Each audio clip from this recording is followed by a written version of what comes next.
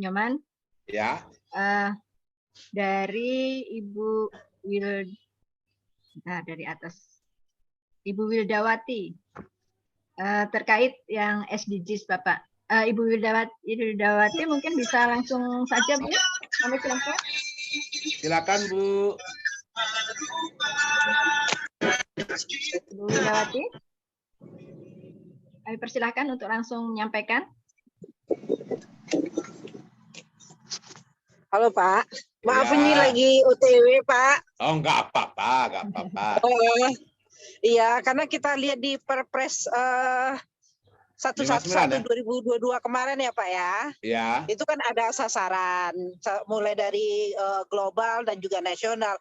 Yang mau saya tanyakan itu, kebanyakan dari indikator SDGs itu juga tidak terdapat di daerah Pak. Bagaimana kita nyusunnya nanti implementasinya Pak?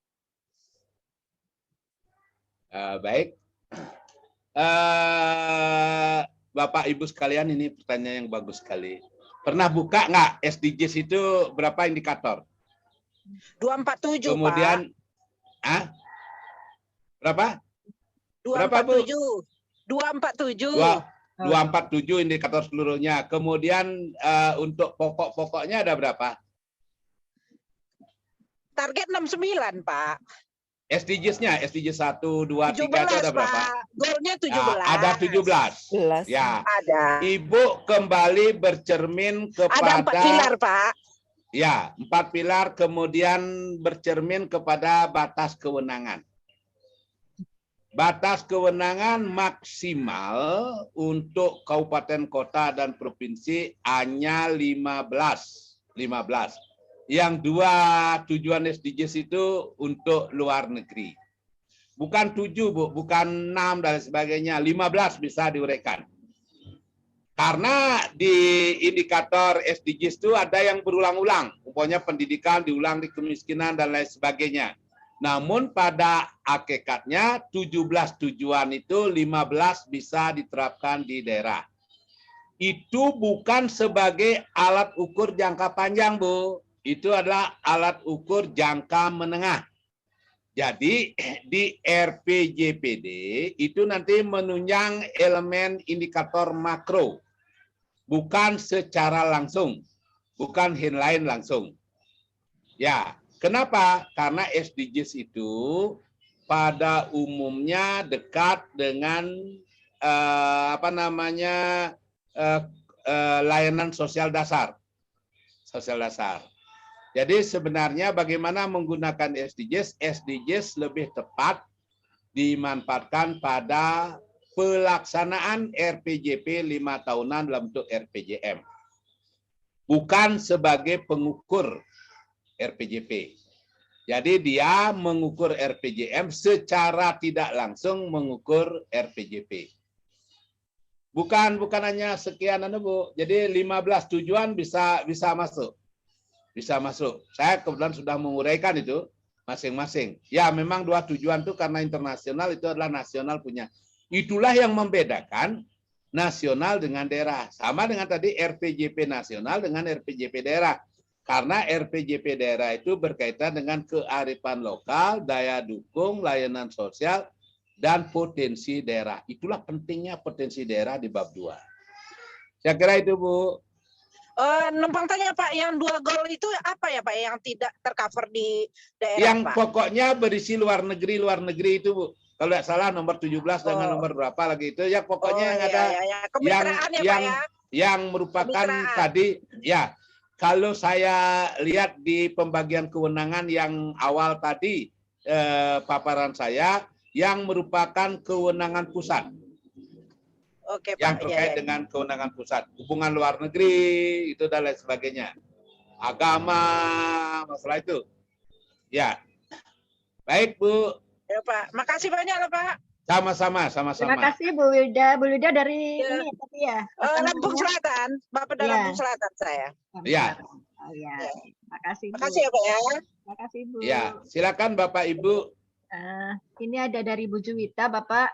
Silakan. Di dalam chatting yang menanyakan bagaimana cara menentukan arah dan prioritas pembangunan jangka panjang. Ini sepertinya sudah dijawab dari tadi seperti Ibu. Ya. Pak, ya.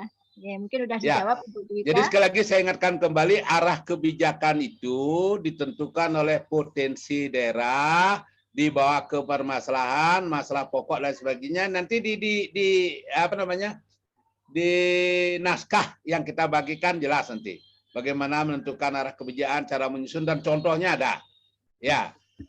Ya, baik, Sudah Pak. tadi sudah di Bu Sulistyo juga sudah. Silakan Bu, yang lain. Ya, Pak. Ini dari Ibu Nyoman MRT ini nih.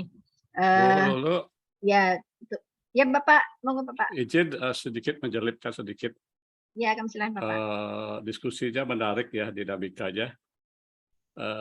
Dari sekarang sudah meningkat di peserta, ada 85 orang ya.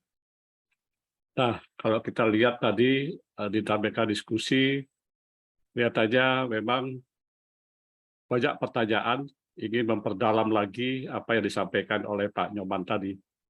Seperti apa yang sampaikan tadi, 3 jam ini nggak cukup barangkali ya kita mengupas tuntas apa yang disampaikan Pak Nyoman gitu ya. Jadi saya ingin mengevaluasi sesungguhnya nanti dari Mas Gia di bagian administrasi akan men-share evaluasi.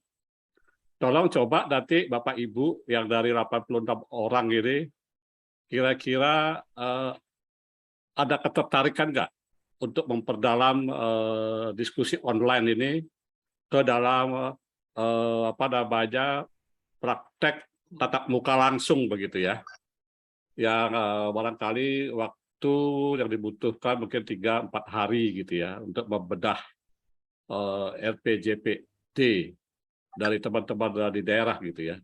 Syukur-syukur teman-teman di daerah sudah punya bahan sehingga nanti kita strukturkan bagaimana menyusun RPJPD yang baik gitu. Nanti Pak Nyoman sebagai instruktur memberikan bimbingan gitu ya.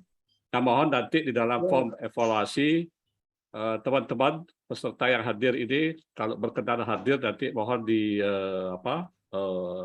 diberikan sarannya bahwa akan hadir atau bagaimana di dalam pertemuan tatap muka begitu. Demikian Mbak Lulu sebagai tambahan saja. Baik, terima kasih. Pada Bapak Ibu nanti akan kami share daftar presensi sekaligus ada form evaluasi. Mohon dapat diisi nanti masukkan apa yang disampaikan Pak Gede tadi. Mungkin jadi ini ya Pak bahan dari PPPI ya untuk menyelenggarakan training secara offline ya Pak. Betul, karena ini Pak Nyoman ini agendanya padat betul ya. Ya. Kalau nggak kita tangkap segera susah ini. Ya, materinya banyak Pak. Iya. Sampai beberapa hari ini harus cuma beberapa jam. Iya, kalau nggak kita guidance dari sekarang gitu ya, susah kita. Terima kasih dulu kawan-kawan semuanya. Terima kasih Pak Gede. Baik, kami lanjutkan. Ada satu lagi ini Pak Nyoman yang di kolom chatting. Sebelum dilanjutkan paparannya Pak Nyoman. Mohon izin ini dari Ibu Dian Sukma. Apakah berkenan untuk secara langsung Ibu menyampaikan? Kami persilahkan. Ibu Dian Sukma.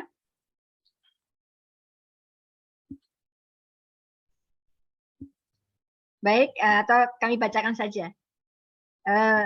Izin bertanya, bagaimana mengharmonisasikan antara RPJPN, RPJPD Provinsi, dan RPJPD Kabupaten Kota? Apakah struktur RPJP masih sama dengan struktur RPJP sebelumnya? Dan penjaringan isu KLHS RPJP, RPJPN akan ditetapkan di bulan September 2023. Ada 2 pertanyaan ya Pak? Ya. Silakan Pak Nyoman. Baik. Kalau kita lihat Undang-Undang 25 tahun 2004, Undang-Undang nomor 17 tahun 2007, kemudian kalau kita lihat Undang-Undang 32, mengamanatkan sama. Tadi di paparan sudah saya tampilkan. Jadi RPJPD harus mengacu kepada RPJPN. Artinya materi-materi di RPJPN paling tidak kebijakan nasional itu merupakan acuan kepada provinsi. Kemudian kebijakan provinsi merupakan acuan bagi kabupaten kota. Nah, penyelarasannya, di mana penyelarasannya? Itulah dilakukan oleh evaluasi tadi. Evaluasi itu dokumen itu ada 3 macam, ada ex ante, ada evaluasi sedang berjalan tengah tahun, ada evaluasi akhir tahun. Untuk RPJP sekarang adalah evaluasi akhir tahun. Evaluasi akhir tahun itu adalah evaluasi kinerja.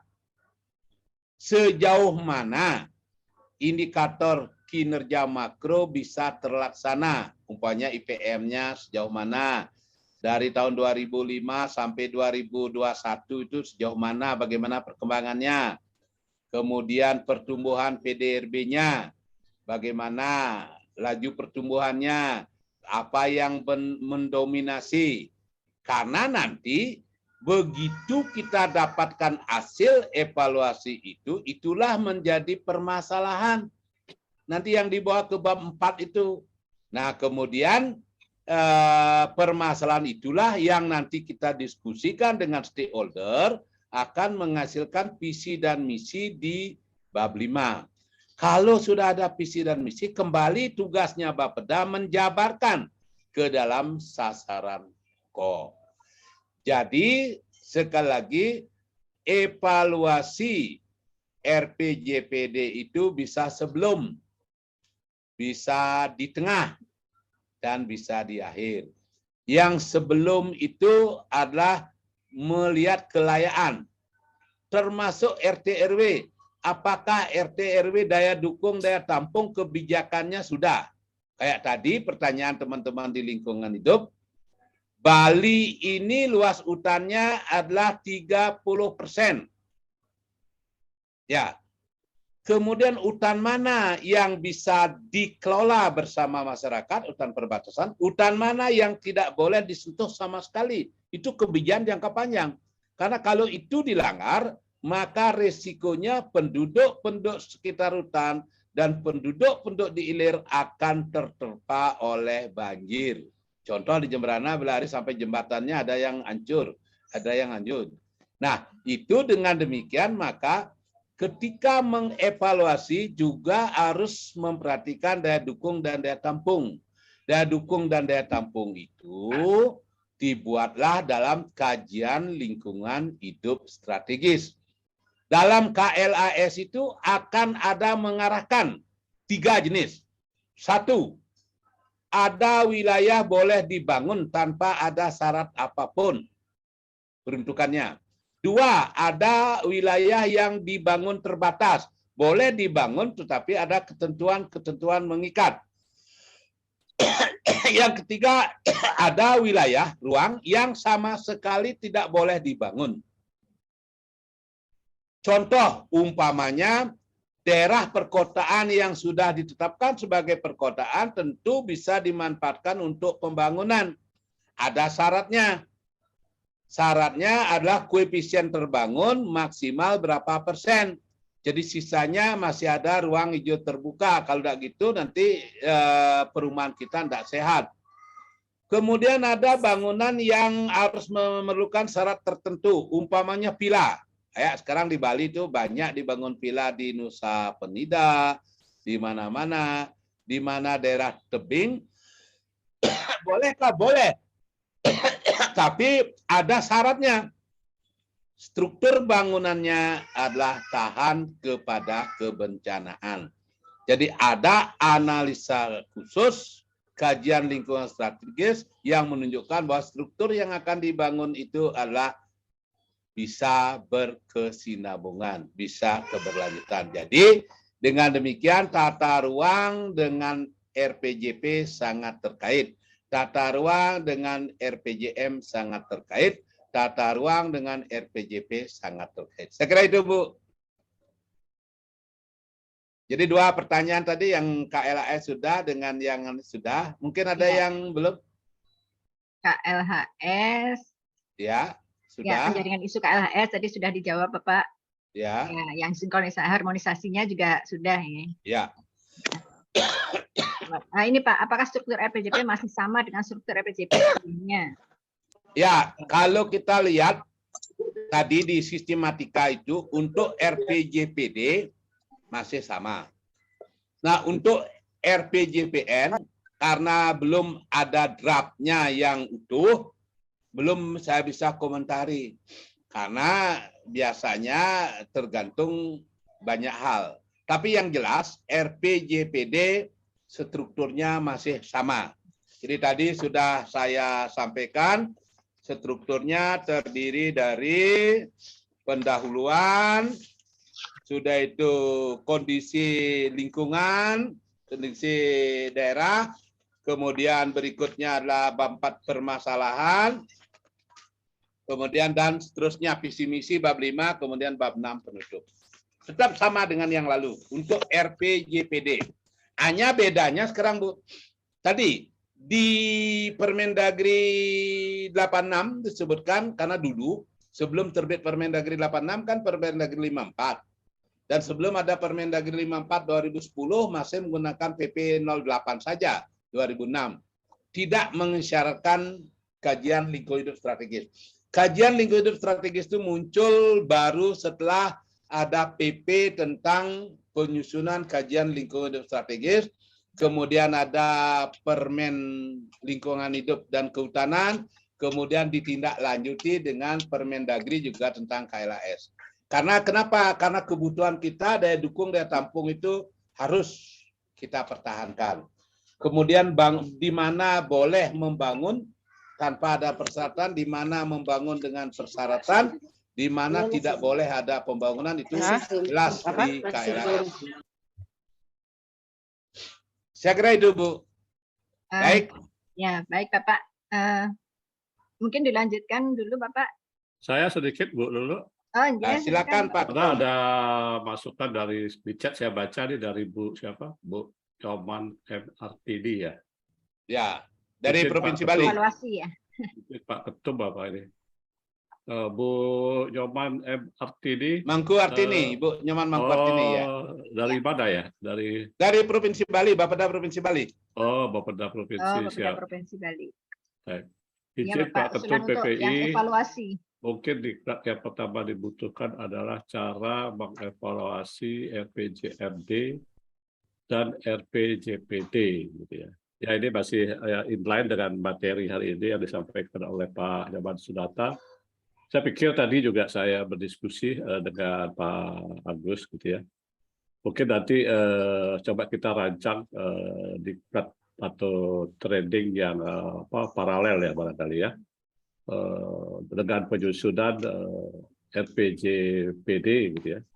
Nanti ada juga di situ trending untuk melakukan evaluasi pelaksanaan RPJMD dan RPJPD. Terima kasih Bu Nyoman MRTD atas masukannya. Saya kira betul penting sebelum kita menyiapkan perencanaan harus kita awali dengan evaluasi. Tadi Pak Nyoman juga sudah menyampaikan. Terima kasih Bu. Yang kedua, respon saya mengenai RP dengan Bu siapa tadi itu di atas ya? Ya Pak. Yang ini mengharmonisasikan antara RPJPN dengan RPJPD. Tadi saya sudah sampaikan, mudah-mudahan nanti PPPI bisa memainkan peran penting juga gitu ya. Anggota PPPI di pusat dan daerah. Saat ini Bappedas sedang menyiapkan RPJPN ya. Ya. Sudah ada pertemuan berapa ronde gitu ya. Saya kebetulan diundang juga sebagai perencana ahli utama teman-teman di Bappedas tanggal 1 sampai tanggal 5 Februari di Bandung bersama Pak Menteri merumuskan RPJPN gitu ya. Nah, ini sedang dirumuskan. Saya pikir sebagaimana Pak Nyoman sampaikan tadi, struktur karena dia sudah diatur dalam sistem perencanaan, saya pikir ini masih sama. Tapi memang ada dinamika ya, ada dinamika secara politik yang muncul di tengah-tengah masyarakat. Ada kembali ingin menghidupkan kembali GBHN ya. Saya lupa namanya apa itu ya. Ada namanya spesifik GBHN itu, tapi saya nggak tahu bagaimana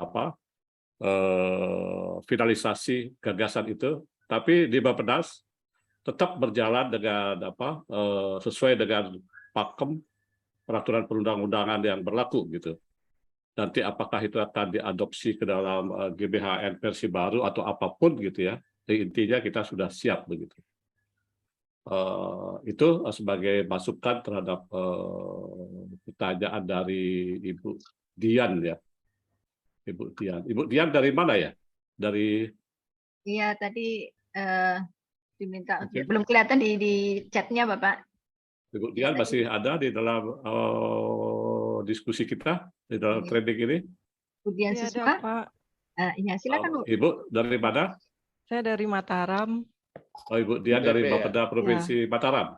Saya dari Kota Mataram, Bapeda Kota Mataram. Oh, iya, baik. Terima kasih, Iya. Bu Dian. Maaf, Ya. saya tadi sambil kerja jadinya. Oh, Iya. iya. Sukses ya, Bu. Iya. Terima kasih, Pak.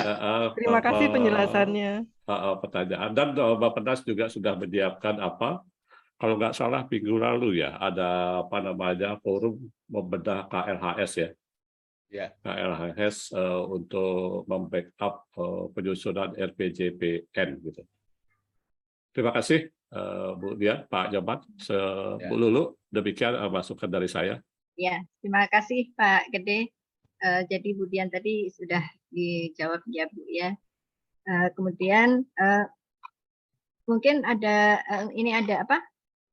untuk yang evaluasi nanti Pak Nyoman juga sudah akan menyampaikan melalui WA Group ya Pak ya? Ya, nanti Modulnya. materinya WA Group. Ya, mungkin setelah Karena- acara selesai Bapak. Ya, Nah, soalnya ada yang ini menanyakan lagi. ya. Nah, baik. Mungkin masih ada materi yang akan disampaikan Bapak yang terkait Baik, terima kasih Bu. Saya lanjutkan. Oke, silakan. Evaluasi RPJPD ini menurut arahan Kementerian Dalam Negeri semestinya dilakukan 2022. Kenapa dilakukan 2022? Agar ranwal RPJPD bisa dilakukan 2023. Nah, bagaimana kalau umpamanya belum melakukan evaluasi? Tidak apa-apa, ongoing aja. Jadi 2023 melakukan evaluasi RPJPD sekaligus menyusun rancangan awal. Karena begitu data hasil evaluasi sekaligus nanti digunakan di bab 2. Dan sekaligus juga nanti bisa permasalahan, masih ada waktu.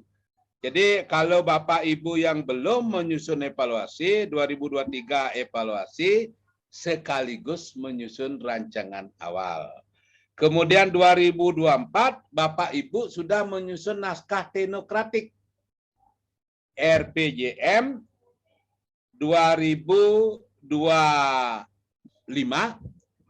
2030 kalau versinya Kemendagri. Kalau versinya Bappenas sama aja 2025 2029 enggak masalah. Yang penting 5 tahunan.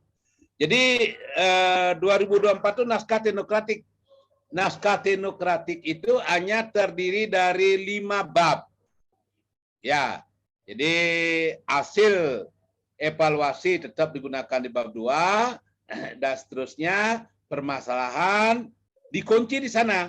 Dikunci karena Bapeda belum boleh menyusun visi dan misi. Yang menyusun adalah kepala daerah. Nanti kalau sudah ada kepala daerah terpilih, maka rancangan teknokratik RPJM 2024 yang sekaligus musrenbang RPJPD yang nanti akan diperdakan akan diperluas menjadi 9 bab. Menjadilah dia rancangan awal RPJM. Jadi beda rancangan awal ya. Beda rancangan awal RPJM dengan naskah teknokratik. Rancangan awal sudah berisi ya, sudah berisi visi misi, tujuan sasaran, sudah ada bab 5-nya. Bab 6-nya IKU sudah ada, bab 7-nya sudah ada, bab 8-nya sudah ada. Itu setelah kepala daerah terpilih. Ya. Jadi kalau tahun 2024 masih rancangan teknokratik karena pilkada saja masih di pertengahan atau akhir tahun. Nanti setelah terpilih, kalau tidak ada gugatan 2025. Ya. Baik, sebelum saya lanjutkan, tadi Pak Eri ada coba lihat Bu di partisipan, Pak Eri tadi menyampaikan. Ada nggak beliau di chat Bu? Tadi sempat beliau saya supaya jangan kelewatan. Sedikit aja Pak, mohon maaf nih mengganggu. Oh silakan Ya, Pak. terima kasih. Jadi mumpung nggak diberi kesempatan, jadi saya memang memandang RPJP tampaknya memang menjadi agenda bersama kita nantinya, dan inilah yang akan pentingnya mengapa evaluasi diperlukan, dan itu memang seharusnya dilaksanakan di tahun 2022. Ya, di 2022. Iya, demikian tampaknya teman-teman mungkin karena kesibukan yang luar biasa melakukan semacam mungkin delaying ya. Tapi efek ini mungkin bisa kita kejar di tahun 2024 dan mudah-mudahan dalam penentuan ini kita masih berandai-andai banyak sekali ya karena 2023 Pak El. Ya, masih 2023 masih bisa terkejar. Masih bisa terkejar. Nah, inilah saya kira perencana itu sendiri memang punya dilema sendiri, yaitu berpikir ke depan, tetapi juga melakukan apa yang harus dikerjakan pada saat. Betul. Ini bagaimana kita bisa mengurai ini supaya paling tidak antara RPJP yang disiapkan oleh daerah itu tidak lepas dengan apa yang sedang dikerjakan oleh. Jadi ini berjalan simultan gitu Pak. Kira-kira gimana jalan keluarnya Pak? Terima kasih. Baik Bapak. Bagus sekali ini kedua teman-teman Pak Dewo dan Pak Randi di pusat. Harapan kami ketika rapat kerja Bapeda se-Indonesia, jadi tim Bappenas menyampaikan hal ini. Jadi selama ini kan dikatakan mohon maaf tanda kutip ada persimpangan jalan antara Kementerian Dalam Negeri dengan Bappenas. Saya lihat enggak Pak, tinggal duduk bareng aja. Nah inilah Pak Eri, jadi ini manfaat kita, Pak Ketum juga selama ini kan kadang-kadang kita ngundang Kemendagri akhirnya bisa banyak hal. Contoh aja yang terbit, saya melenceng sedikit, Permenpan nomor 1 tahun 2023 itu kan gara-gara kita mengadakan top seri yang lalu dan keputusannya betul bahwa angka kredit masih bisa dilakukan sampai bulan Juni. Jadi ini perannya kita menjembati Pak. Jadi Pak Ketua, Pak Rektor. Jadi harapan saya memang teman-teman di pusat bagaimana nanti ya memberikan masukan ini loh ada di waktu diklat dengan daerah memerlukan sebab aturannya sesuai dengan Undang-Undang Nomor 25 tahun 2004 maupun Nomor 17 2007 dengan tegas sebutkan RPJPD sebagai acuan menyusun RPJPN sebagai acuan menyusun RPJPD. Artinya, jadi paling tidak naskah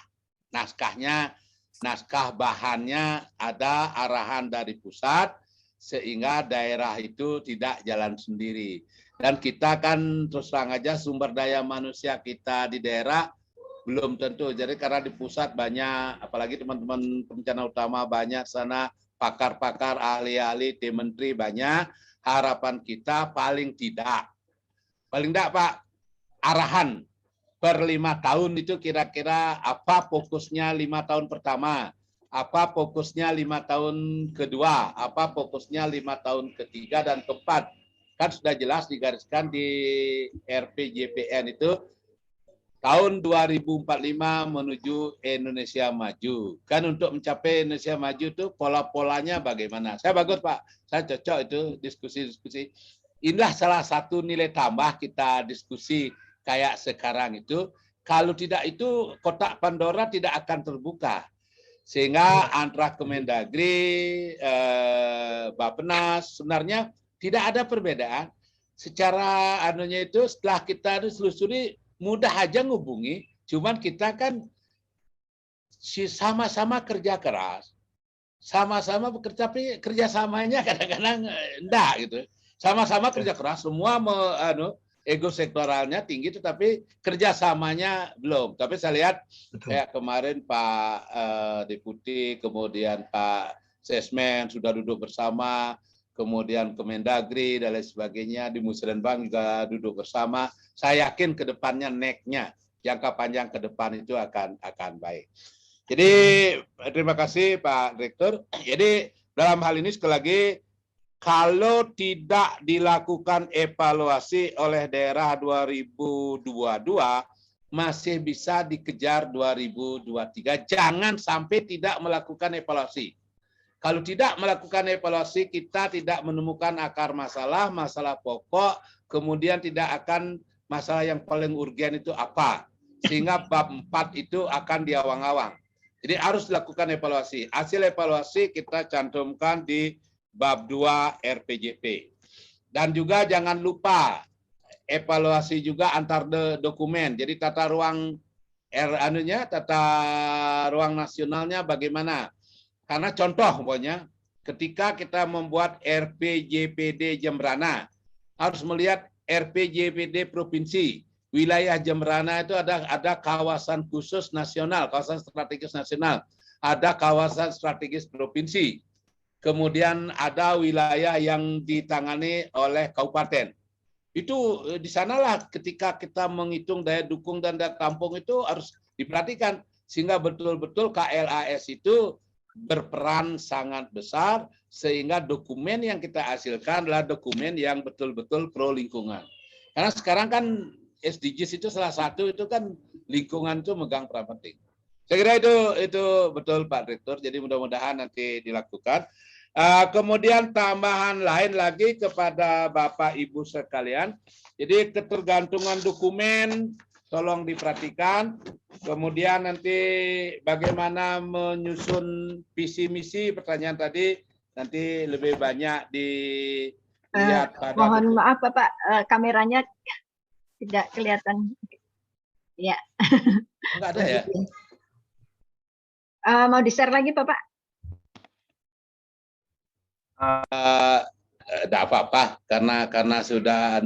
Jadi saya kira ada beberapa muatan dokumen. Nanti gini aja, nanti kita bawa ke diskusi dia saja, karena kan juga keterbatasan kita.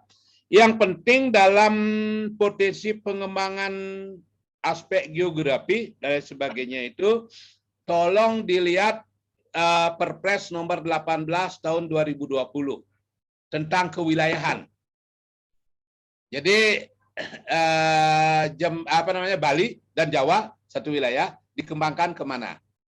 Jadi mohon izin Bapak, ya, belum dibuka kameranya. saya kira gini, karena saya belum ngirim juga materi ini, belum kirim aja, saya jelaskan saja. Ya, maksud jadi kami, kameranya belum dibuka. Belum saya kirim itu karena ini sebenarnya kaitannya dengan evaluasi. Jadi pada prinsipnya ketika kita merancang bab 2, potensi pengembangan dalam aspek geografi dan demografi, kerangka pemikiran kita harus dilihat kondisi hubungan geografi dengan potensi pengembangan kawasan, baik budidaya, baik pariwisata, dan lain sebagainya.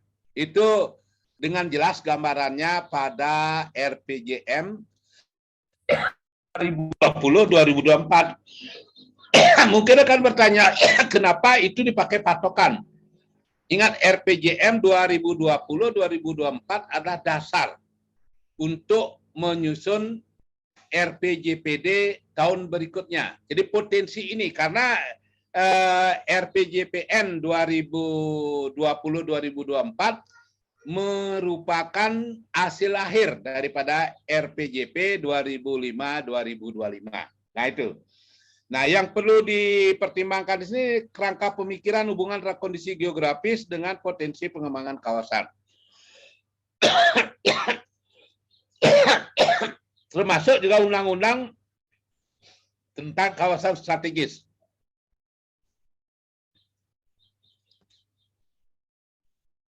Pak Nyoman, mohon izin.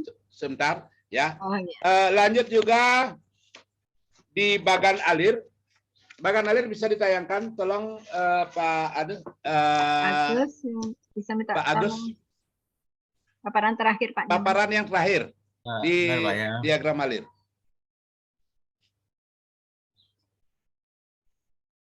Terus. Di lampirannya ada diagram alir raya. Ya. Bapak Ibu sekalian, ketika kita menyusun RPJP, diagram alirnya pertama harus ada pengolahan data dan informasi. Jadi kata kuncinya pengolahan data dan informasi adalah SIPD, Sistem Informasi Pembangunan Daerah. Jadi kalau lihat di sini nih, pengolahan data dan informasi. Kemudian pengolahan data dan informasi akan masuk ke analisis gambaran umum kondisi daerah. Dilihat dari kesejahteraan masyarakatnya bagaimana, dilihat dari potensi daerahnya bagaimana, geografinya bagaimana, urusan-urusan tadi itu ada di sini di gambaran umum ini. Nah, gambaran umum ini harus dikaji berdasarkan KLAS, Kajian Lingkungan Hidup Strategis. Ini untuk menentukan daya dukung dan daya tampung. Jadi, nanti dimasukkan dalam program daerah, kebijakan daerah. Kemudian dari sini, dari gambaran umum ini akan kita temukan permasalahan analisis pembangunan daerah. Nah, kemudian analisis isu strategis. Dari analisis isu strategis juga kita perhatikan penelaah RPJPN, RPJPD provinsi, dan RPJPD daerah lain. Kenapa kita melihat daerah lain? Jangan sampai kita membuat perda berbenturan dengan perbatasan. Itu rawan sekali, oleh sebab itu kita lihat RPJP di sekitar kita, contoh Jembrana, lihat Tabanan, lihat Buleleng. Karena ada perbatasan, jangan sampai konsep yang kita lakukan berbenturan dengan konsep yang. Nah, kalau terjadi perbedaan, apa yang dilakukan? Mereka undang. Karena kan sebelum Musrenbang itu kan ada forum pertemuan antara perangkat daerah, termasuk stakeholder. Kita undang. Ya. Nah, kemudian di analisis isu strategis, nanti di sana akan jawaban dari isu strategis itulah merupakan perumusan visi dan misi daerah. Dan visi dan misi daerah dijabarkan per 5 tahunannya itu menjadi perumusan arah kebijakan dan sasaran pokok. Tolong dicatat, saya lihat hampir 300 RPJP di nasional yang saya punya filenya, tidak merumuskan sasaran pokok per 5 tahun. Nah, kalau tidak merumuskan per 5 tahun, padahal di RPJPN jelas itu di tahapannya pelaksanaan 5 tahun pertama, 5 tahun kedua. Artinya, kalau kita mengacu kepada RPJPN, semestinya di provinsi, kabupaten, kota harus menyusun sasaran pokok ini. Nah, kemudian pelaksanaan forum konsultasi publik. Kemudian penyelarasan visi dan misi. Ya, lanjut. Kemudian baru kita membuat rancangan awal RPJP, nanti berubah menjadi rancangan RPJP, dimusrenbangkan, kemudian perumusan rancangan akhir, kemudian baru persetujuan bersama DPRD. Ini ada rapat kerjanya, ada rapat kerja. Di sini DPRD mengundang masing-masing masyarakat, mengundang masing-masing dinas kantor, mengundang masing-masing kementerian lembaga yang ada di provinsi, kabupaten, kota untuk memberi masukan. Makanya ada rapat panja-panja, rapat panitia kerja. Nanti setelah itu baru dilakukan persetujuan. Nah, setelah persetujuan belum ditetapkan menjadi RPJP, harus dilakukan evaluasi. Kabupaten akan melakukan evaluasi ke gubernur, gubernur akan melakukan evaluasi ke Kementerian Dalam Negeri. Sekali lagi, jangan dilihat gubernurnya, jangan lihat politiknya, tapi gubernur itu adalah sesuai dengan PP 19 wakil pemerintah pusat di daerah.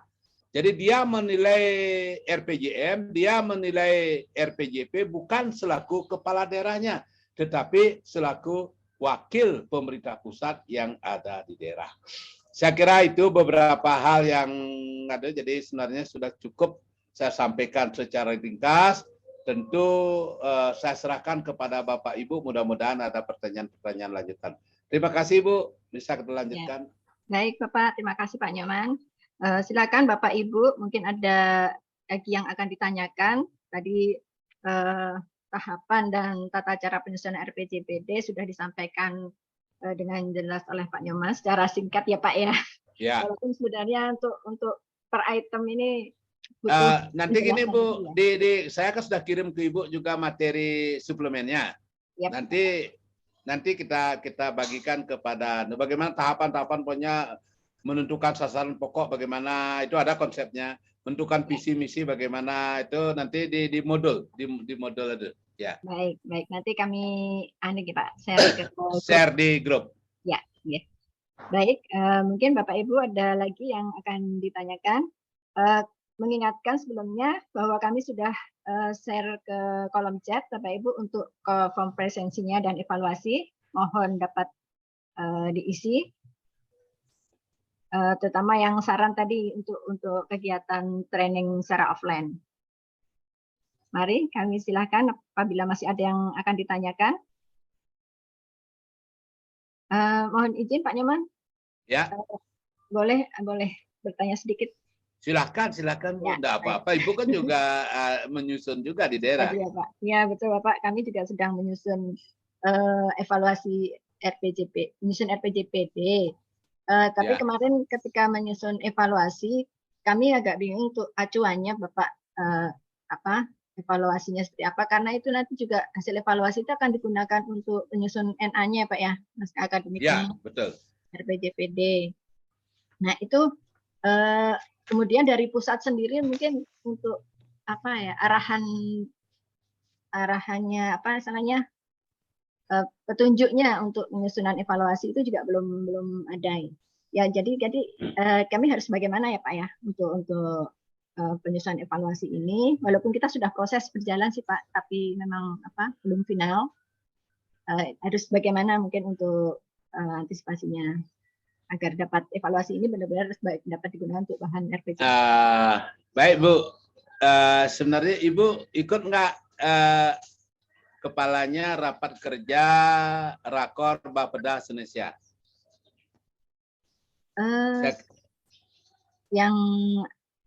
Ya Pak, di situ memang ada penjelasan akan ada surat edarannya Bapak ya, tidak salah. Draftnya kan sudah diberikan. Draftnya sudah diberikan. Paling tidak draft itu bisa digunakan untuk melakukan. Yang pertama di sana dari Bangda sudah diberikan outline SE Mendagri, dasar hukumnya apa, batang tubuhnya apa, kemudian latar belakang kenapa dilakukan evaluasi, itu ada poin-poinnya. Kemudian tujuan utama evaluasi itu apa, kemudian hal-hal yang perlu diperhatikan dalam penyusunan evaluasi RPJP 2005-2025. 1. Evaluasi hasil RPJP tahun 2025 mencakup pelaksanaan 4 periode RPJM. Sekarang ini kan baru 2021, masuk 2022. Data LPPD-nya, laporan penyelenggaraan pemerintah daerahnya, baru sampai 2022. Maka 2023, 2024, 2025 itu Ibu gunakan proyeksi. Jadi perlu dicatat, data evaluasi 2025 sudah ada, 2026 sudah ada, 2027 dan seterusnya sampai 2022 terakhir. 2022 sedang proses dalam bentuk LPPD, laporan penyelenggaraan pemerintah daerah. Ya. Jadi untuk yang 2023, Ibu gunakan proyeksi berdasarkan hasil analisis dari 2005 menjadi 2005 menjadi 2022. Ya, baik Bapak. Ya, jadi itu. Kemudian provinsi, Ibu di provinsi apa di kabupaten kota? Di kabupaten Bapak. Ya, kalau poin 2-nya tidak usah karena itu provinsi. Pemerintah kabupaten kota menyusun evaluasi hasil RPJP kabupaten kota pada formulir 2. Gini Pak Agus rasanya kemarin bawa, jadi bisa di-share hasil raker itu, jadi ada di sana. Kemudian seluruh provinsi kabupaten kota menyajikan data informasi terkait indikator makro. Jadi indikator makro itu Bu terdiri dari Satu adalah IPM. Ya, Pak. Ya. Nomor 2, angka kemiskinan. Nomor 3, pertumbuhan angka pengangguran. Nomor 4, pertumbuhan ekonomi. Nomor 5, pendapatan per kapita. Nomor 6, ketimpangan pendapatan atau indeks Gini. Nomor 7, PDRB per kapita. Itu ada di formulir lampiran 4. Form lampiran Capaian 4. indikator makro. Form lampiran 4 di anu ya draftannya, Pak. Jadi draft surat itu, draft. Walaupun draft sudah bisa digunakan. Karena ya. tinggal TTD aja, tantangan aja. Nah, Baik. jadi indikator makronya itu sekali lagi Bapak Ibu teman-teman yang kabupaten kota yang mohon maaf ini kadang-kadang sinyal saya nyambung. Ya.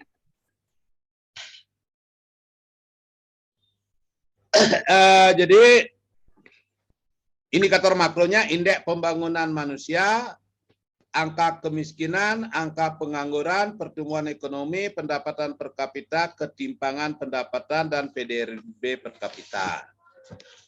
Ya, jadi perlu ada persiapan, evaluasinya, ada pelaksanaan.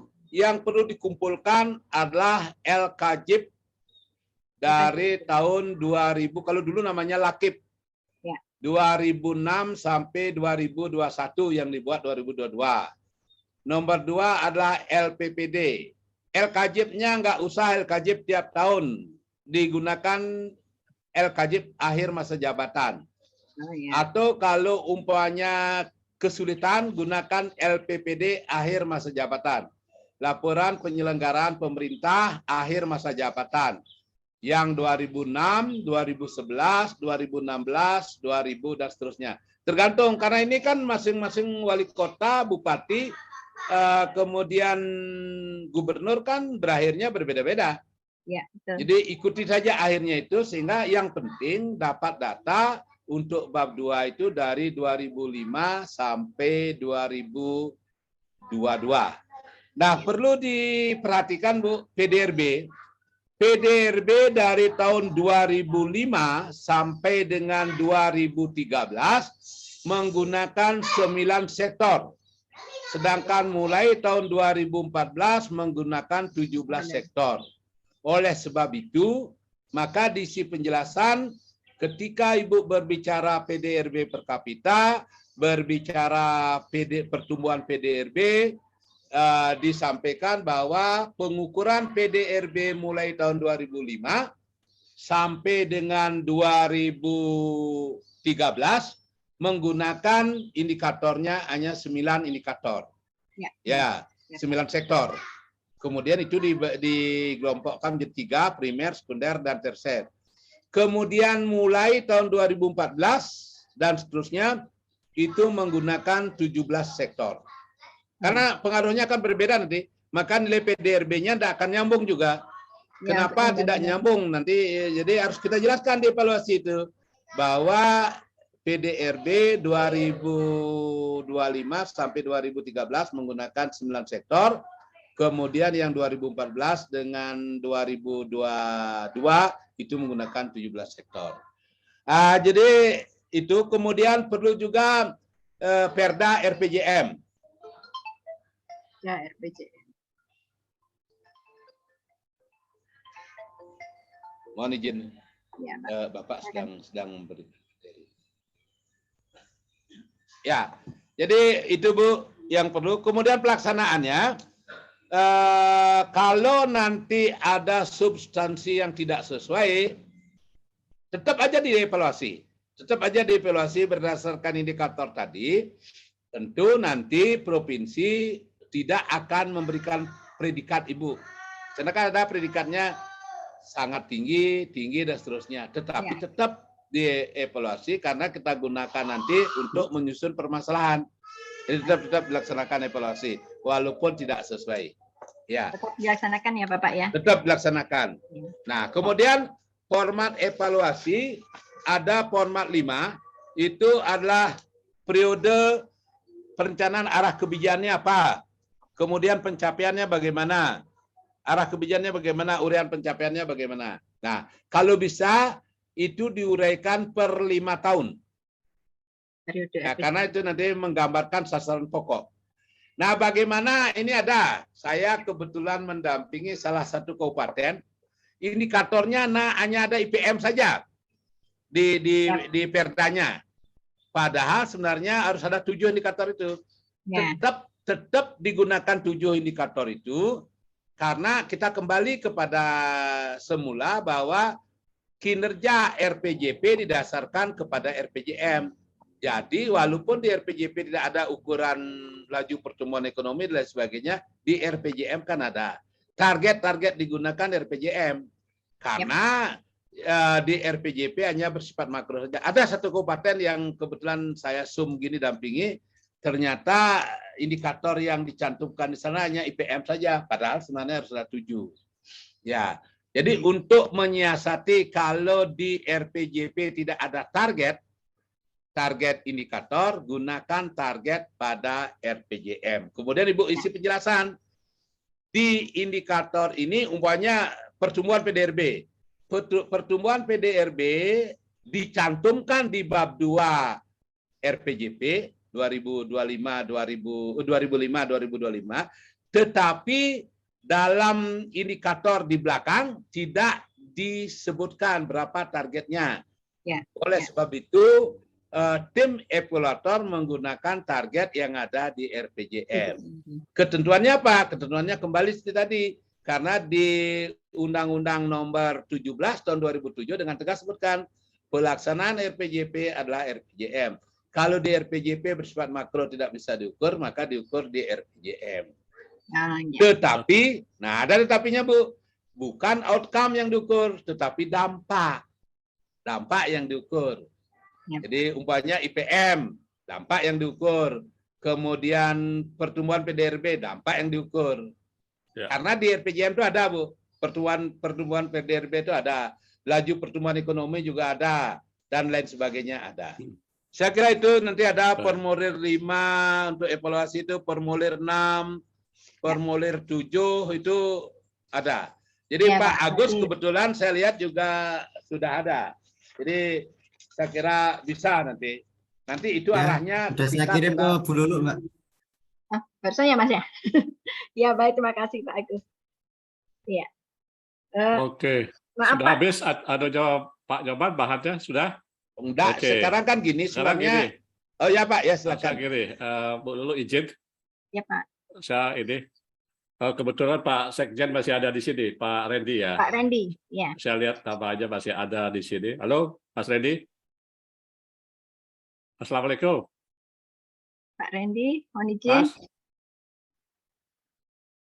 Halo Mas Randy, saya tahu Mas Randy ini di Bappenas sudah muter kemana-mana, dari Direktur A sampai ke Direktur Evaluasi, kalau nggak salah beliau itu. Saya ingin mendapat insight dari beliau, mungkin ada tambahan untuk memperkaya diskusi kita. Halo Mas Randy. Halo. Lagi main sama kucing kali barangkali. Beliau sedang sama kucing gitu. Mas Agus, Mas Randy masih ada? Oh, saya cek ya Pak ya. Tadi soalnya namanya juga nggak ada Pak tadi. Namanya Oh cuma gitu. titik-titik tadi. Oh ya, Jadi, mungkin. oh ini masih ada Pak, mungkin lagi ke belakang. Iya, namanya masih ada. Menarik karena beliau lama di Pak Joban. Evaluasi ya. Beliau lama sebagai direktur evaluasi ya. Saya lupa apakah sektor apa regional gitu. Di Bappenas itu ada satu deputi bidang pemantauan dan pengendalian. Di situ ada beberapa direktur, ada direktur pemantauan regional dan sektoral gitu ya. Mas Randy pernah di sana gitu. Jadi saya ingin mendapat perspektif pentingnya memang pemantauan ya. Sebelum kita merumuskan dokumen perencanaan pembangunan gitu ya. Jadi sayang Mas Randy mungkin lagi sholat ya, udah waktu sholat mungkin ya, atau sedang main kucing di belakang gitu, sambil rokokan biasanya. Atau Prof. Heri Sudarmanto ada perspektifnya tambahan sedikit, barangkali beliau juga di daerah lama gitu ya. Kalau nggak salah dulu di mana? Di Bangka Belitung ya, Prof ya. Ya, Pak. Siap ya, mungkin bisa perspektif ininya. Silakan Prof Heri Sarwanto. Baik, terima kasih, ini luar biasa Pak Gede, terutama Pak Nyoman juga yang sudah cukup dalam memberikan bahan paparan yang luar biasa. Dan saya hanya sedikit menambahkan bahwa di dalam kerangka pengembangan spasial itu tentunya ada overlap di dalam administrasi, ya, dalam ruang-ruang administrasi. Nah, di sini kita juga tidak bisa melepaskan sub-sub wilayah yang mungkin ada di dalam RT RW. Nah, inilah barangkali mungkin katakanlah ada satu kecamatan yang kalau dia secara ekonomi itu tidak berorientasi ke kabupaten yang bersangkutan, tapi ke kabupaten lain, gitu ya. Nah, orientasi-orientasi seperti ini itu kira-kira memang perlu sikap-sikap khusus, ya, terutama katakanlah di sektor apa. Meskipun barangkali nanti di dalam RPJP itu indikasi-indikasi sektor mungkin tidak terlalu kuat, tapi paling tidak arahan-arahan itu sudah bisa diindikasikan paling tidak dalam perspektif 5 tahunan ke depan itu tahapannya seperti apa. Nah, hal seperti ini juga barangkali kira-kira apa ya solusinya Pak Nyoman? Ini barangkali Pak Nyoman bisa membantu. Terima kasih. Terima kasih Pak Eri. Ini kejadiannya pas kayak di Jemberana. Jadi kalau kami datang ke Bandara Ngurah Rai sebelum ada tol, makanya nanti akan dibuat tol, itu 3,5 jam. Tetapi kalau datang ke Banyuwangi hanya beberapa jam. Jadi perkembangan Gilimanuk itu lebih dekat orientasinya ke Banyuwangi dibandingkan dengan ke Denpasar. Oleh sebab itu, di tingkat nasional, di tingkat provinsi maupun di tingkat kabupaten, kita kenal namanya ada kawasan khusus kabupaten, kawasan khusus provinsi, kawasan khusus nasional. Kawasan khusus itu tidak mengenal administrasinya kecamatan A, kecamatan B, tidak. Tetapi polanya itu pola OPOP. One product, one spirit. Jadi produk apa yang dikembangkan, orientasinya kemana. Itu semestinya memang bagus sekali. Ini sebenarnya harus dikaji oleh teman-teman, terutama yang di dinas ekonomi. Itu harus dikaji. Contoh saya sudah menyampaikan kenapa kok kakao Jemberana bisa mendunia sekarang. Padahal kakao itu sejak dulu Pak ada. Bahkan dulu produksinya besar. Kenapa kok produksinya sekarang mulai kecil tetapi mutunya ditingkatkan? Karena pola pikir kita tidak lagi menginduk kepada Denpasar, kami justru menginduk ke Surabaya, Pak. Menginduk ke Surabaya. Jadi pengiriman dan lain sebagainya karena yang punya nomor nomor pengiriman Surabaya bukan Denpasar. Secara administrasi Jemberana itu masuk wilayah Provinsi Bali, tetapi secara ekonomi dekat dengan Banyuwangi dan dekat dengan Surabaya. Ya, pengembangan juga kelautan gitu Pak. Jadi mungkin Bapak tonton beberapa kali sampai Pak Panglima Kaso datang ke Jemberana.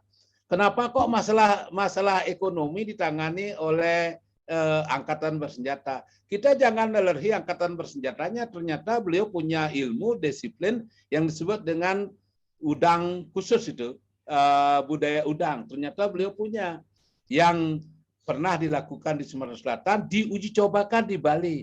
Kemudian Pak Kaso memberi bantuan kepada petani Bali dan sekaligus bimbingan teknis. Nah, jadi hal-hal pembangunan seperti ini di tata ruang itu tidak bisa kita berorientasi pada administratif saja.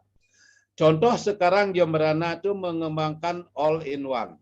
All-in-one itu berada di Kecamatan Negara, Pak.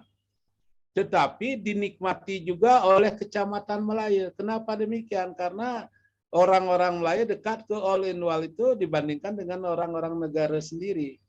Ada yang dekat, ada beberapa kecamatan. Oleh sebab itu, ketika kita berbicara spasial, tidak melihat struktur ruang saja, pola ruang saja, tetapi sosial budaya dan ekonominya juga harus dilihat. Sehingga sebagai perencana, terutama memikir jangka panjang itu, tidak lagi pola-pola pikirnya hanya jangka pendek atau jangka menengah saja. Jadi bagaimana pengembangan? Contoh, umpamanya tenun Jemberana. Tenun Jemberana tidak dikembangkan oleh orang Jemberana saja, tapi dikembangkan oleh provinsi. Bahkan anggarannya menggunakan dana dan BKK, Bantuan Keuangan Khusus Provinsi. Kenapa? Karena provinsi berkepentingan juga. Jemberana itu kan merupakan wilayahnya Provinsi Bali, walaupun punya otonomi daerah, Jemberana otonomi daerah kabupaten. Tetapi kabupaten pun juga harus disupport oleh provinsi. Jadi di Bali kita lakukan karena Bali ini kecil. Jadi di Bali paling aneh, Pak. Jadi pendapatan asli daerah Badung, asli daerah Kota Denpasar dibagikan kepada kabupaten kota lain. Kenapa? Kalau tidak begitu nanti semua berebut akan membangun hotel. Akhirnya kayak Hawaii, tidak ada yang nginap. Jadi biarlah di Denpasar hotel, tetapi mereka lancongnya di Jemberana, membeli oleh-olehnya di Jemberana. Jadi konsep Bali itu adalah merupakan satu kesatuan pulauan, satu pulau, satu pengelolaan. Walaupun dari segi manajemennya berbeda. Jadi demikian ketika kita menatakan ruang, kemudian daya dukung, daya tampung, tetap kita melihat sosial, ekonomi, dan budaya. Kemudian titik-titik sentral tadi tetap kita, yang tidak administratif, top. Saya kira demikian, Pak. Menarik, Pak Jabat, Bu Lulu, sebelum nanti ditutup ya, lihat aja tadi Pak Sekjen udah nulis-nulis itu, bahkan nulis presensi itu kelihatannya ya. Halo Pak Sekjen, Mas Redi, sebelum saya tutup ini, Mas Redi udah ada ya? Mas? Masih ada ini Pak, tapi mana dia tuh? Iya itu. Mohon izin Pak Randy. Oleh? Ada ya? Oke. Belum Pak. Ini. Oke. Baik. Mungkin lagi main sama kucing dia. Sayang kucing dia. Iya, biasanya Pak Randy ngasih masukan-masukan apa Pak? Biasanya gitu. Training ya. Baik. Silakan Mbak Lulu. Baik, ini masih ada waktu, mungkin Bapak Ibu masih ada yang akan ditanyakan? Iya. Ya, silakan Bapak Ibu, mungkin bisa raise hand atau langsung saja mungkin. Tidak perlu menulis kolom chat. Silakan. Sebelumnya mengingatkan kembali, ini ada form presensi dan evaluasi, mohon dapat diisi. Nanti paparan, kemudian modul, training, dan apa yang disampaikan modul evaluasi yang disampaikan Pak Nyoman tadi akan kami share di WA Group. Oke. Gitu. Baik. Baik, kalau tidak ada, saya pikir waktu udah jam berapa? 11.34 ya? Ya. Oke. Baik, kita akhiri Pak ya. Ya. Baik, Bapak Ibu, terima kasih atas partisipasinya. Sebelum kami tutup, mungkin Pak Nyoman dapat menyampaikan kilas Pak close statement dari narasumber. Kami persilakan Bapak. Baik, terima kasih Bu Moderator, Bapak Ibu peserta seluruhnya. Pertama, yakinkan bahwa evaluasi RPJP dilakukan. Wajib. Kedua, ketika menyusun RPJPD 2025-2045, permasalahannya ambil dari evaluasi RPJP.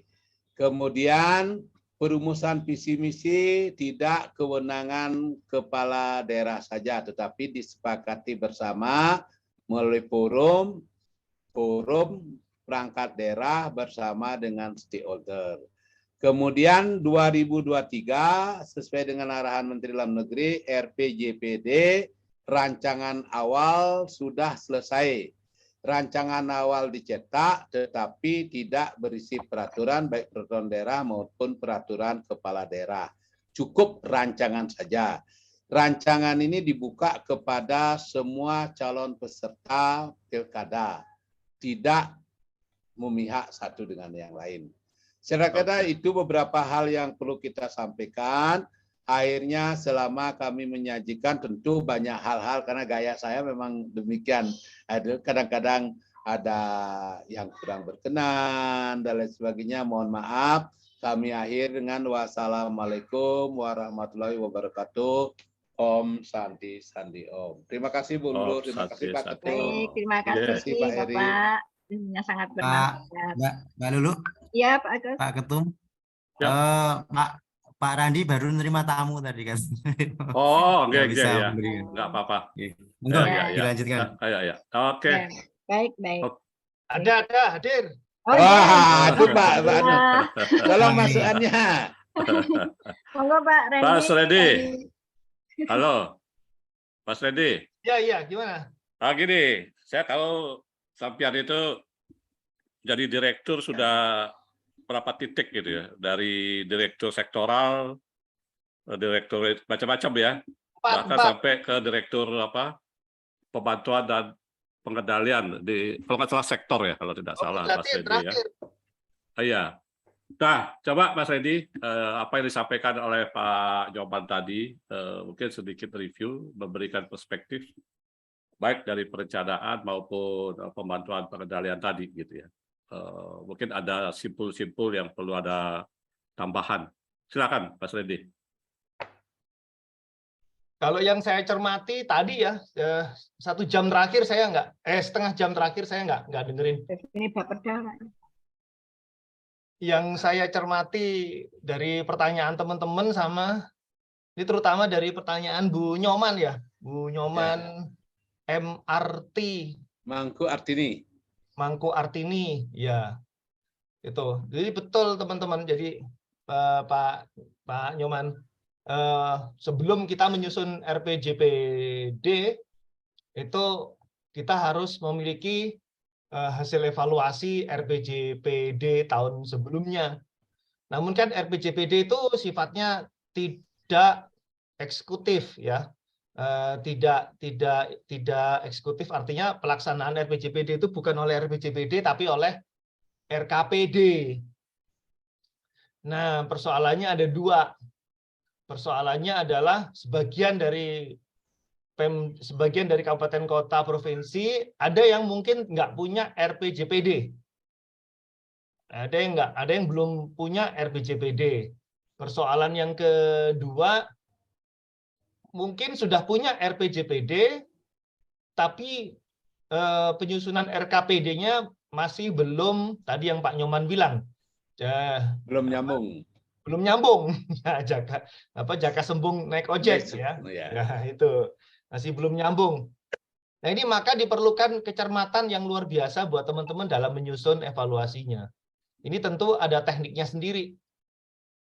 Nanti semoga kapan-kapan kalau ada waktu Pak Ketum nanti saya ajarilah teman-teman teknik penyusunan evaluasi RPJPD dengan menggunakan data LPJ. Nah itu, jadi teman-teman bisa melakukan evaluasi RPJPD dengan menggunakan data LPJ atau LKJ. Jadi misalkan RPJPD-nya 2005-2025, maka silakan maka bisa menggunakan data LKJ atau LPJ dari 2020. LKJ itu tahunan ya, 2020 ya, 2025 sampai 2025. Ada juga yang akhir masa jabatan, Mas. Betul. Jadi kita macam-macam datanya. Alternatif pertama adalah dari LPJ dan LKJ. Alternatif kedua adalah dari laporan akhir tahun RKP. Itu kalau ada beberapa daerah yang bikin 2 itu. Laporan akhir tahun RKP. Bisa juga menggunakan data dari Lakip. Nah, problemnya Lakip itu baru ada tahun 2009. Ya. Jadi buat teman-teman yang belum punya, ya, teman-teman yang RPJPD-nya 2005, itu berarti ada data kosong selama 4 tahun. Nah, itu bisa diisi dengan data laporan akhir tahun RKPD gitu. Itu yang pertama. Tambahan saya. Nanti kapan-kapan Pak Ketum kita agendakan saja tekniknya, nanti saya ajari bikinnya. Siap. Terus kemudian yang kedua. Nah, ini sifatnya masih sedang didiskusikan. Tapi kelihatannya ini sudah fix. Kemarin pada saat saya ikut pembahasan amandemen Undang-Undang 25 tahun 2004, posisi RPJPD itu akan dihapus. Akan dihapus. Jadi posisi RPJPD akan digantikan langsung oleh RPJPN, sehingga teman-teman provinsi dan kabupaten kota tidak perlu diributkan lagi menyusun RPJPD. Ini kan baru rancangan ya Mas ya? Kayaknya sudah ya, pastinya masih dalam proses kan masih ada level ke parlemen dan lain sebagainya gitu ya. Iya, tapi kayaknya 2,3% Pak Ketum. Dan jangan sampai teman-teman daerah ini udah euforia gitu bahwa ini akan terjadi perubahan sehingga terlena gitu, nggak nyiapin RPJPD gitu. Bentar, nanti ada kata akhirnya Pak Ketum. Ada kata akhirnya. Belum selesai. Betul. Ada kata akhirnya. Jadi gini. Jadi teman-teman itu nanti kan saya ngomong apa tadi? RPJPD sudah nggak perlu disusun lagi. Karena untuk menyusun RPJMD nanti teman-teman rujukannya adalah ke RPJPN. Nah, ini kata akhirnya, saya langsung aja deh. RPJPN sendiri kan sedang dalam proses penyusunan dan perlu makan waktu untuk proses legislasinya. Minimal 8 bulan. Minimal 8 bulan. Artinya sampai akhir tahun 2023 RPJPN kan belum ada. Nah, sepanjang RPJPN belum ada, bagi daerah yang kebetulan penyusunan RPJPD-nya harus dilakukan di tahun ini, maka tetap harus menyusun RPJPD. Nah, kemarin salah satu hasil diskusi juga, ini yang ketiga nih, dokumen RPJPD itu tadi Pak Nyoman sudah sampaikan, nggak boleh detail. Tidak boleh detail, tidak boleh menyebut proyek, tidak boleh menyebut prioritas, ya, tidak boleh menyebut prioritas, tidak boleh menyebut proyek, tidak boleh menyebut lokasi, program. Ya, itu juga nggak boleh. Jadi harus bersifat benar-benar harus bersifat umum. Nah itu win-win solutionnya Pak Ketum, win-win solution jembatan dari persiapan menuju tidak adanya RPJPD dapat tetap harus dilakukan penyusun RPJPD, namun tidak boleh detail, tidak boleh menyebut prioritas, tidak boleh menyebut proyek, tidak boleh menyebut lokasi. Jadi misalnya tadi akan dilakukan pengembangan di wilayah Samota, ya itu nggak boleh. Samota itu Teluk Saleh, Pulau Moyo dan Tambora gitu ya misalkan, atau akan dilakukan pengembangan di Sarbagita gitu. Nah itu nggak boleh. Jadi harus benar-benar umum.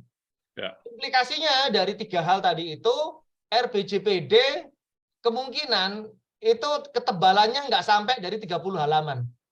Ya tipis sekali. Betul, tipis sekali. Mungkin itu Pak Ketum yang bisa saya tambahkan. Nanti boleh nanti kita bisa tanya jawab lah. Siap. Saya mohon maaf tadi terima tamu hampir 40 menitan nggak ikut. Saya pikir main sama kucing tadi. Sampai orang Baik, Mas Randy, Pak Sekjen, terima kasih insight ya, luar biasa. Jadi masih fresh from the oven ya, apa yang disampaikan oleh Pak Sekjen tadi. Tapi ini memang baru rancangan ya, open for discussion dan masih dalam proses politik dan lain sebagainya. Apa yang kita sampaikan di dalam forum ini gitu ya. Itu. Tiga tadi Pak Ketum. Siap. RPJPD tetap disusun, namun tidak boleh menyebut prioritas, tidak boleh menyebut proyek, tidak boleh menyebut lokasi. Siap. Gitu. Baik. Pak Tudun, Mas Sekjen. Satu lagi. Apa tuh?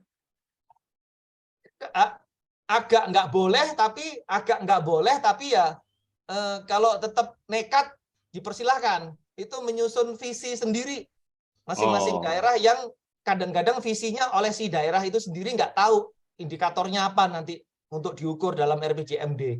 Nah itu Pak Ketum. Ya. Jadi national vision gitu ya. Jadi satu visi untuk semua ya.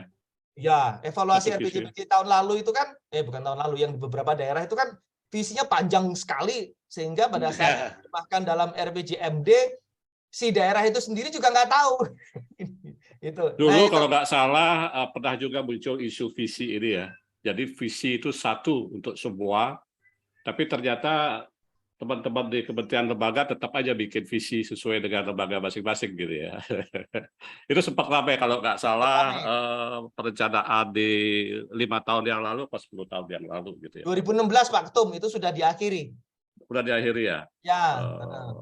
Kalau yang daerah ini yang masih belum bisa diakhiri, masing-masing masih punya punya core sendiri, masih punya core, masih punya pride sendiri-sendiri gitu ya. Oh, yang pusat udah berakhir ya, Mas ya? Udah berakhir. Yang nggak berani. Ya kalau berani ntar rebupon Pak, berlaku Pak. Rebupon itu maksudnya. Ya, tahu. Reshuffle itu. Oke, teman-teman, saya kira ini di penghujung waktu, sudah jam 12. Teman-teman perlu acara ini, Bu Lulu. Iya, baik, Bapak. Kalau gitu saya langsung tutup ya, Bu Lulu ya. Iya, Bapak langsung Pak Gede untuk memberikan closing statement, Bapak sekaligus menutup training acara. Siap. Baik.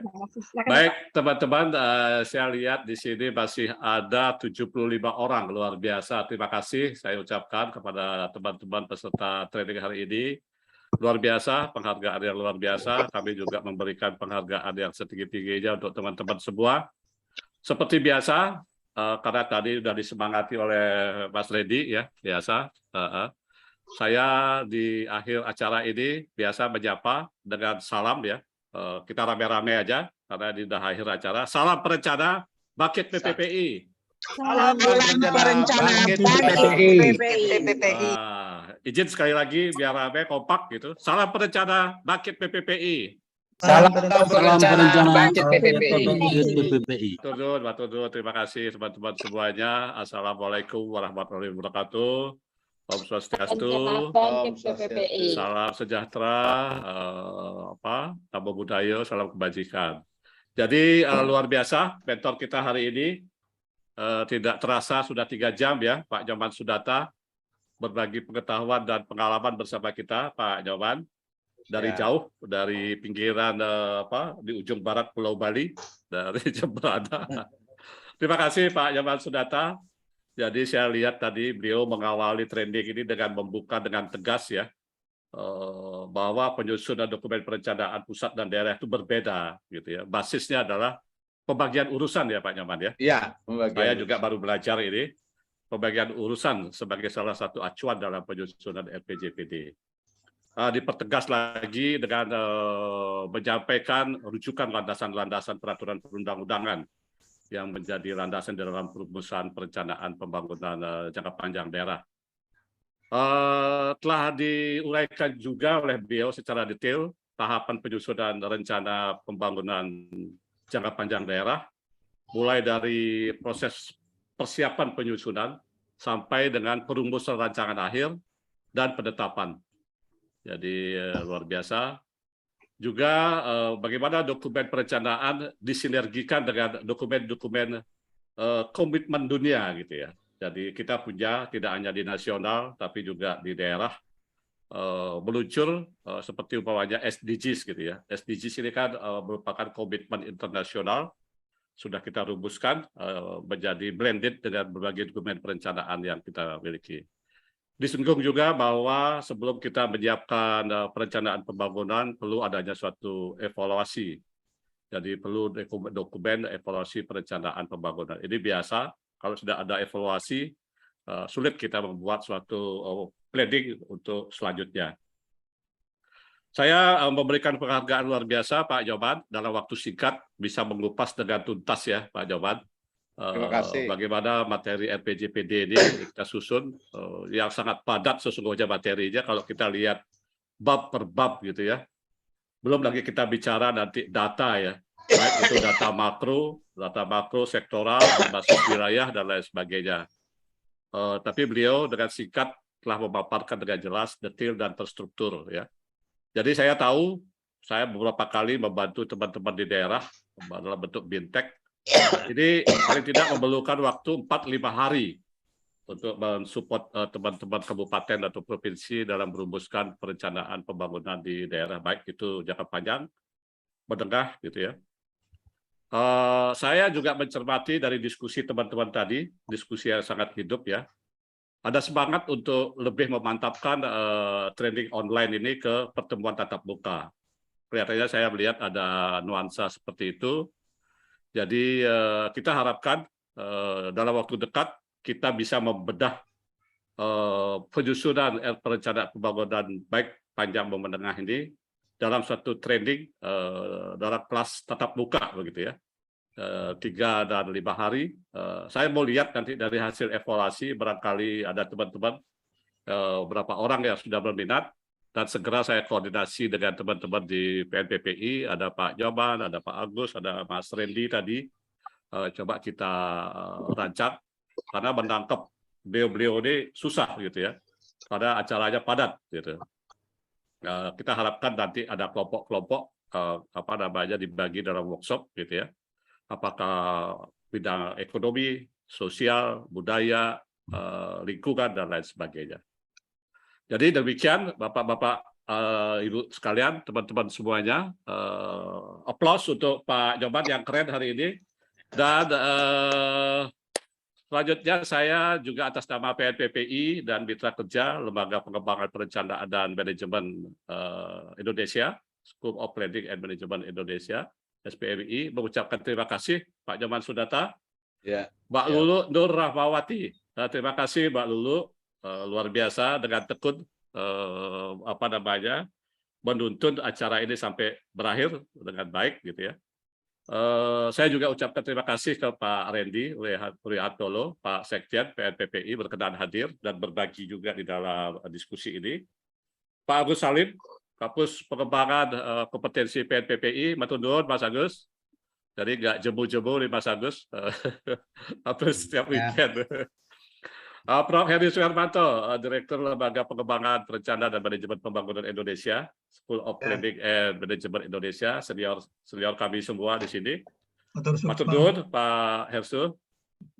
Dan kawan-kawan anggota PPPI, saya mengucapkan penghargaan yang setinggi-tingginya atas kehadiran dan peran aktif di dalam training ini. Demikian, semoga training ini bermanfaat bagi kita semua, peserta yang hadir saat ini, dan sukses mengaplikasikan di dalam pelaksanaan tugas. Silakan kawan-kawan PPPI yang ingin mengikuti training-training, menu sudah tersedia, dan segera kami bersama kawan-kawan di PPPI sedang menyusun menu-menu training baru sesuai dengan dinamika kebijakan pembinaan PPPI, anggota PPPI yang baru gitu ya. Jadi kita siapkan training. Silakan ikuti terus website di spmi.or.id. Demikian, salam perencana, bangkit PPPI. Bangkit PPI. Salam perencana. Bangkit PPPI. Salam lagi. Bangkit PPI. Salam perencana, bangkit PPPI. Halo, sudah loyo ini. Selamat weekend. Selamat weekend, selamat berakhir pekan teman-teman semuanya bersama keluarga. Salam sehat. Assalamualaikum warahmatullahi wabarakatuh. Waalaikumsalam warahmatullahi wabarakatuh.